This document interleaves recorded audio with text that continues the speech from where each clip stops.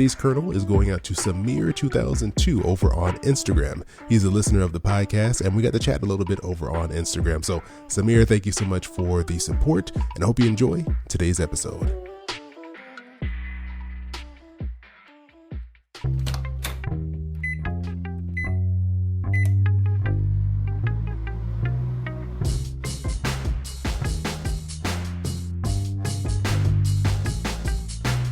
Hey, this is Chris. Hope you're doing well, and welcome to Popcorn Finance, the show where we discuss finance in about the time it takes to make a bag of popcorn. I think a lot of us, we've heard about estate planning. That's a term we've heard thrown out there, and my mind automatically goes to, well, what's going to happen to my money when I die? You know, that's where my mind drifts when I hear that term. But there's also the issue of what's going to happen to you physically if something were to happen to you. This is something I haven't really thought enough about, I don't think, on my side. And so I am very excited to have Ifeoma Ibekwe joining us here on the podcast. She also goes by Iffy if you look for her on the internet. How are you doing today? I am doing great, Chris. How are you? I'm doing well. I appreciate you taking some time to join me here. Absolutely. I'm very excited for a popcorn session time frame. I love that. Well, you know, I was looking at your site, and one of the things I loved that I saw on there was this line that said that you're the attorney you call when things are going right. I purposely picked that type of law because I don't want to be up all night with someone's emergency. And so if you're ready and you're intentional about wanting to plan for your life and for whoever is coming after you, your descendants, absolutely. That's a happy thing to plan for versus a crisis. Yes. Exactly. As an estate planning attorney, you've seen, I'm sure, a lot of different situations, a lot of different scenarios. And so when we're talking about incapacitation, when something has happened to you, I had no idea that you really should be wrapping that into your estate planning process. So would you mind kind of talking to us about the scenarios in which that's involved in the estate planning process, and how does that look? So I'll make it very easy for everybody who's listening. If you are over the age of 18 and you have competency or capacity, which means you're able to make decisions for yourself, you need an estate plan. So let's just make the level playing field everybody just about. And of course, there are exceptions to that. Part of estate planning is your health decision. So when you hear about people having a medical power of attorney or having end of life documents or having something called a living will, I think a lot of people think that that's what a will is, but it's really, if I'm dying, here's the kind of intervention that I want medically. That's a huge part of estate planning.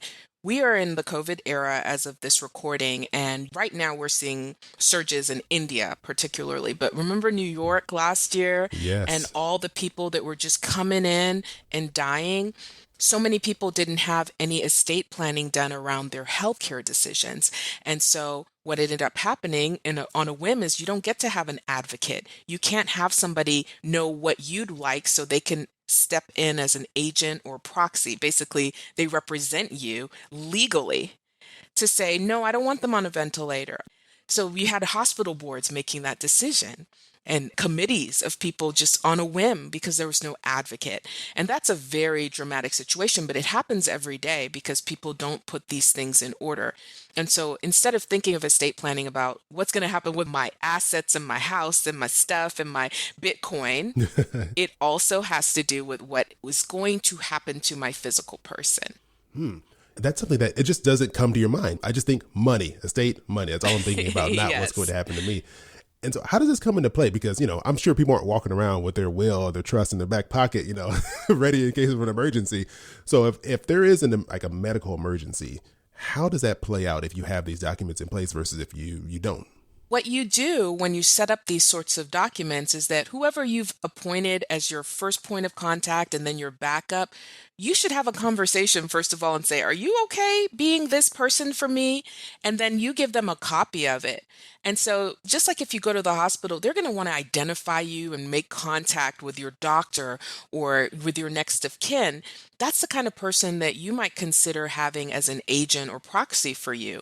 Additionally, people leave their medical powers of attorney with their doctor's offices. And so if there's something going on, they would have a copy and know, okay, this is their person, because it's not automatic. I have a nurse friend who told me that there are people who carry that on them. Really? And so and I had actually never heard that, but I think because she was working in Bronx hospitals during COVID, she has seen that. And so I thought that's absolutely an option as well. But most importantly is the communication aspect, because fundamentally, if somebody is reaching out to find out where you are, or if there's an emergency, you want that person to already have the information on hand. So they're not like, can you send me that file? And that's a huge part of it is communication. If you've ever paid off a student loan or started a business, you know how life-changing it can be. So wouldn't it be nice if there were some way to celebrate that? That's why I started statement cards, because financial accomplishments and career milestones are as worthy of celebration as pregnancies and engagements, and it's time to give those milestones the recognition they deserve. Head to statementcards.com to check out our full line of greeting cards. That's statementcards.com. So if I'm someone, I don't have anything in place right now. Like, I'm just hearing about this for the first time, or maybe you're just reminding us all that, hey, this is something we should be thinking about.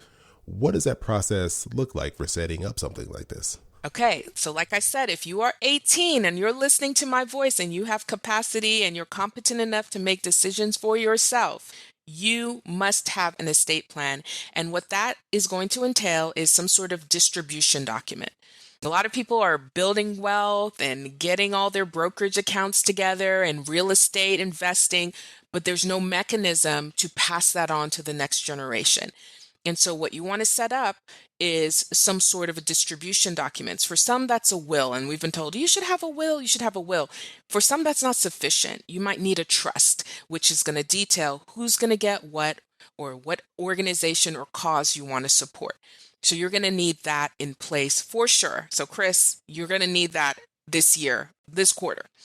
Please write it down, especially if you have children. You need some sort of plan for them as well, because it's not automatic that if something happened to both parents, that they're going to go to your sister versus your brother. Who's going to know who they're supposed to go to versus a parent or a cousin, right? So you want to make sure these things are planned for.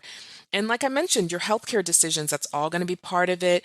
Who are your people? Who's your person? You don't have to have a whole squad. You can just have one key person who's going to help you in a time of emergency, or even if you're unavailable and you need somebody to pay something at your, at a bank or a lender that is a recurring bill, or something that pops up and you're out of the country. You can plan for that.